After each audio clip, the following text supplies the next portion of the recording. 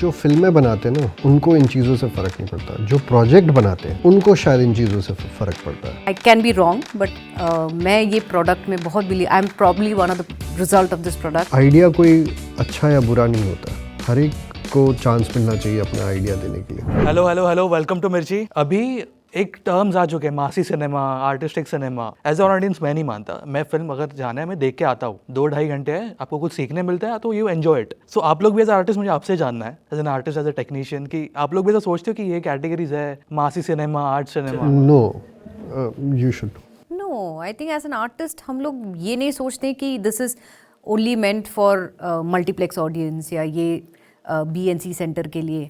हाँ, maybe there are some points which might cater a little more, मतलब BNC में थोड़ा और ज़्यादा मे बी उनको समझ में आएगा। But the intention of making a film is to cater all audience, चाहे आप मल्टीप्लेक्स हो, चाहे आप सिंगल स्क्रीन ऑडियंस हो। सो आर इंटेंशन इज़ सब लोग आ जाओ, screen watch us on the big screen, चाहे जो स्क्रीन हो, but just sit and enjoy yourself the 2.5 hours जो भी है, just forget about it, just watch it, like it. If you don't like it, you are entitled to your opinions, that is a different thing. But हम लोग we brought out a good product and it is there for you all to सी। सो आप आ जाओ, आप देख लो, then you categorize whether आप A class हो, B क्लास हो, C क्लास हो, Z क्लास हो, जो भी हो, that is left to you. But everybody just come and watch it because it's for everyone. जो फिल्में बनाते हैं ना उनको इन चीज़ों से फ़र्क नहीं पड़ता, जो प्रोजेक्ट बनाते हैं उनको शायद इन चीज़ों से फ़र्क पड़ता है। जो प्रोजेक्ट बनाते हैं वो शायद एक बड़ा एक्टर मिल गया है, खूब सारे पैसे मिल गए, स्क्रिप्ट है नहीं, चलो बना देते हैं, और बना के अरे ये हम B सेंटर में, C सेंटर में बहुत चलेगी ऐसी फिल्म, गाने 4-5 अच्छा है, एक आइटम नंबर है, तो प्रोजेक्ट बना रहे हैं। They are not making a film. I really feel जो फिल्म बनाते हैं they make it for everyone and they want everyone to come and watch. जैसे सिंपल एग्जांपल, हाल ही में 12th फेल निकली, लोगों ने उसको कैटेगराइज कर लिया अपने दिमाग में कि ये आर्ट फिल्म होगी, बट जब थिएटर जाने लगे तो तब उन्हें समझ में आया कि नहीं यार, it's a great commercial film. हम जो फिल्म बना रहे हैं हम चाहते हैं कि सब आके देखें, बिकॉज हम फिल्म बना रहे हैं, हम प्रोजेक्ट नहीं बना रहे। अगर प्रोजेक्ट बना रहे होते तो शायद जो यामी जी जो कैरेक्टर प्ले कर रही हैं वो एक रियल लाइफ ऑफिसर से इंस्पायर्ड है।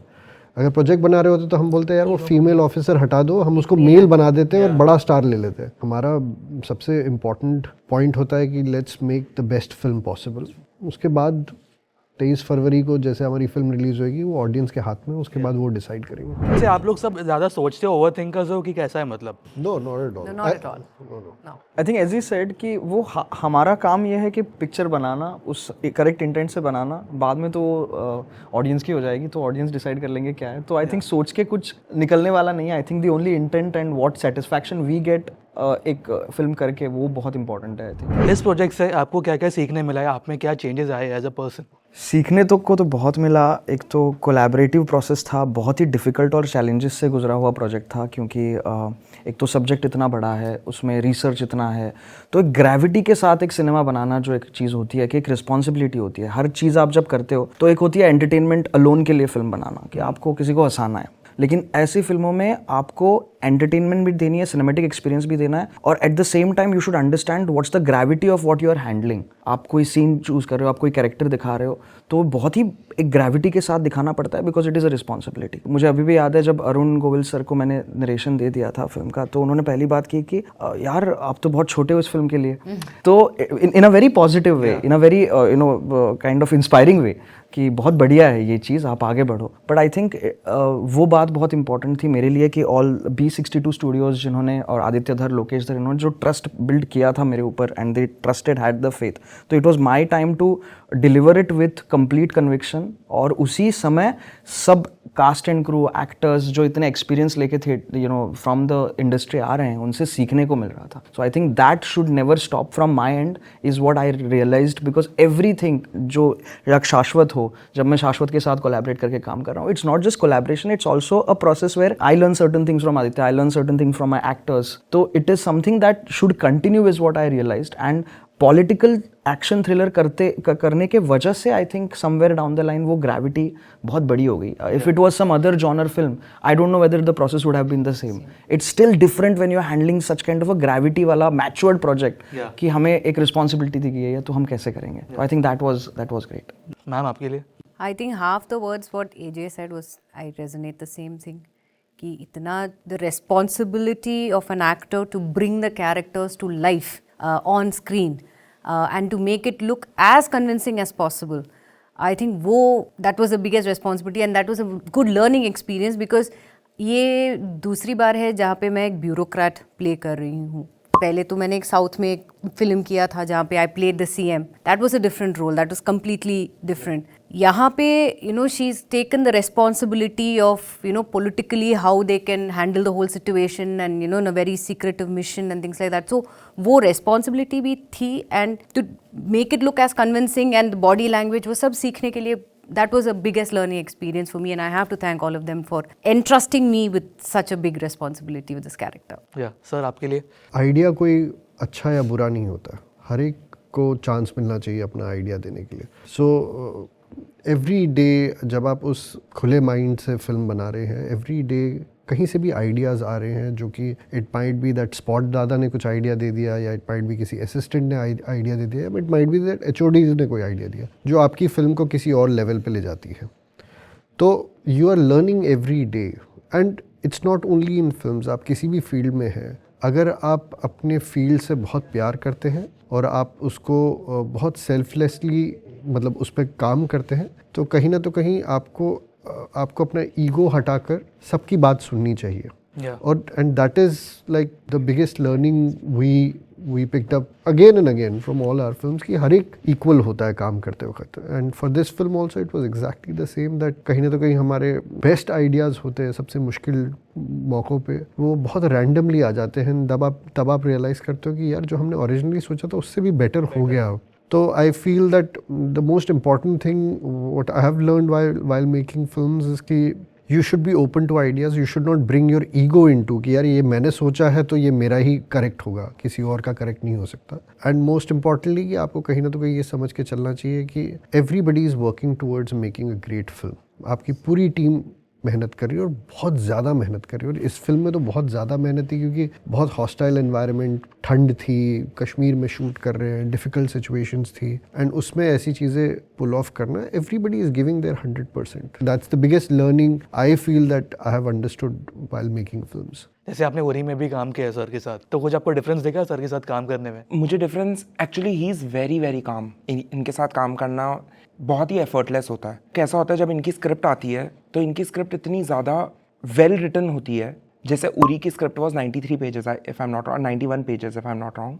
The 91 pages of the script was shot and edited exactly like the script was. तो मैंने स्क्रिप्ट के ऊपर ही म्यूजिक लिखा था, फिर मैंने इनको भेज दिया था music. Also because I come toward the end of the film, मतलब जब फिल्म ख़त्म होने वाली होती है तब मेरा काम आता है.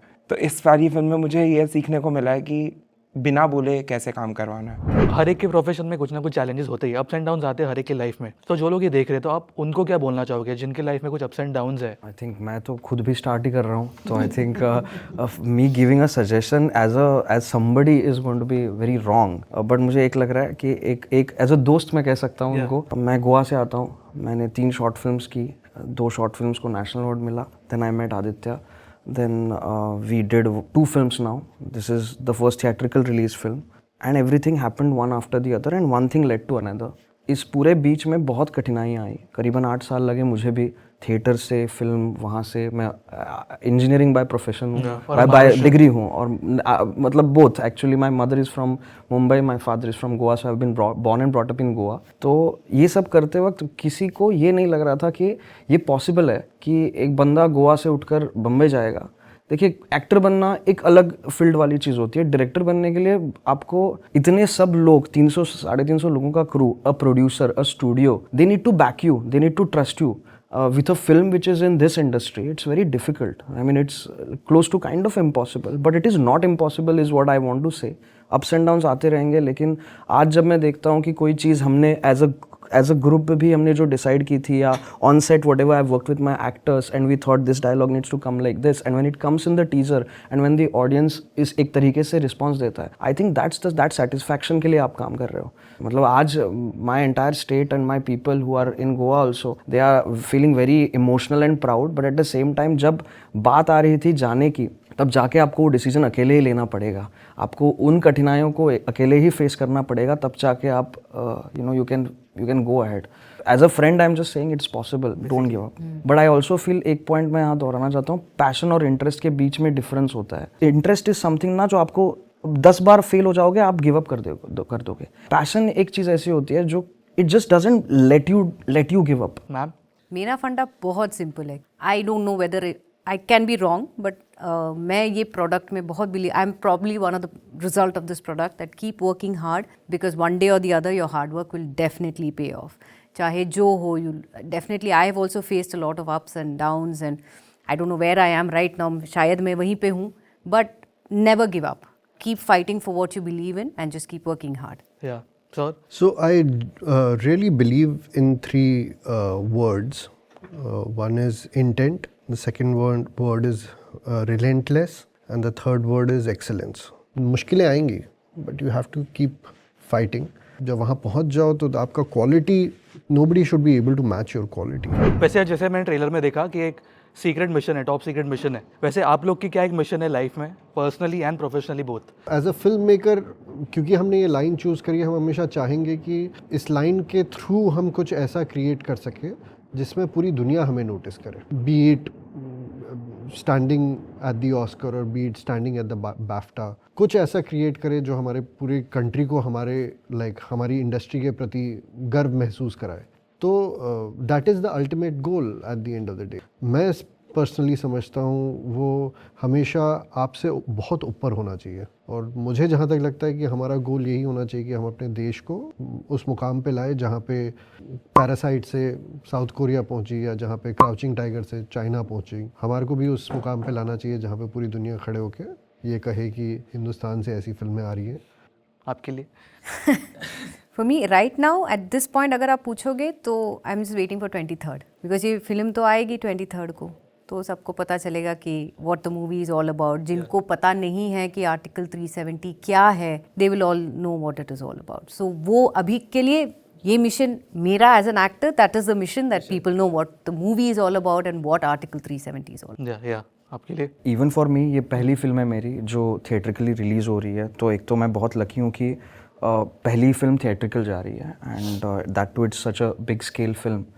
बट मुझे लगता है मिशन तो इतना ही है कि जो कुछ सिनेमा में करूं या जिस सिनेमा को बनाने की मैं कोशिश करूं उससे कुछ इम्पैक्ट हो. जब ऑडियंस थिएटर से बाहर निकले या देखने के बाद बाहर निकले तो कहे कि हमारे हमें इम्पैक्ट लगा इस चीज़ का, हमारे में कुछ तो एक एहसास हुआ, कुछ रूह को छूने की बात हो गई. I think then I think I be more satisfied. और वही चीज़ मुझे बाद में दोहरानी है और ज़्यादा बढ़ा के जानी है. जैसे हम बढ़ा के जाएंगे I think we will somewhere reach exactly what he is saying, where we will try and make the mark of this country somewhere at a place where we'll be respected for being Indian and being good at the craft that we are trying to do.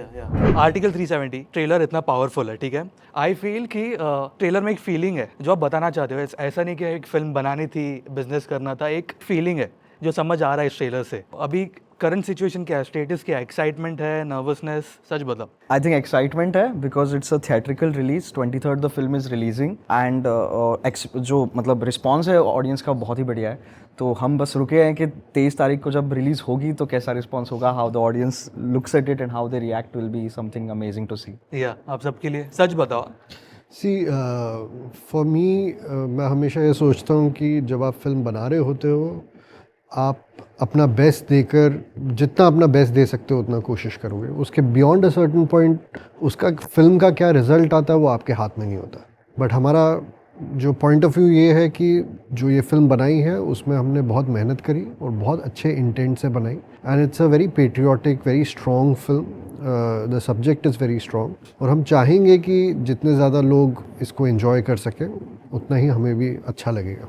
मैं भी बहुत excited हूँ, बहुत nervous भी हूँ, because whatever characters that we played almost close to real life. And हाँ भाई 23rd को सबको पता चलेगा कि what is the product and we can't wait for people to see it.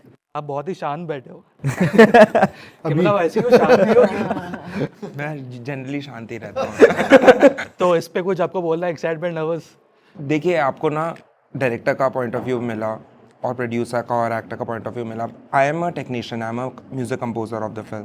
तो my reason of collaboration is collaboration and hanging out with people that I want to, जिनके साथ मैं काम करूं या उनके साथ स्टूडियो में। तो मेरा रेगुलर स्टेट जो होता है, चाहे वो फिल्म के पहले, चाहे फिल्म के दौरान या फिर रिलीज़ होने के बाद, वो हमेशा कोलैबोरेटिव रहता है कि हम साथ में मज़े करें और अच्छा म्यूज़िक बनाएं। तो वो that can't happen under nervousness, so that's why I can't operate in nervousness. तो nervousness is never an option for me. तो मेरे लिए एक्साइटमेंट भी नहीं, and excitement is also very dangerous. Ma'am आपके साथ कभी ऐसा हुआ है कि जब एक सीन शूट हो रहा है, कोलैबोरेशन में हर एक के पॉइंट ऑफ व्यू होते ही है, सो एक सीन आपको बोला है कि ऐसे ही करना है, but you had your point कि हाँ नहीं ऐसे कर सकते हैं, ऐसे हुआ है बहुत सारे इम्प्रोवाइजेशन? बहुत बार। See basically it's a give and take policy at the end of the day, correct. Directors के पास अपने विजन्स होते हैं कि मुझे ये कैरेक्टर ऐसा, I want it to be projected like this, but as an actor you also have a suggestion that नहीं सर आई फील अगर हम लोग ऐसे करेंगे तो अच्छा रहेगा, या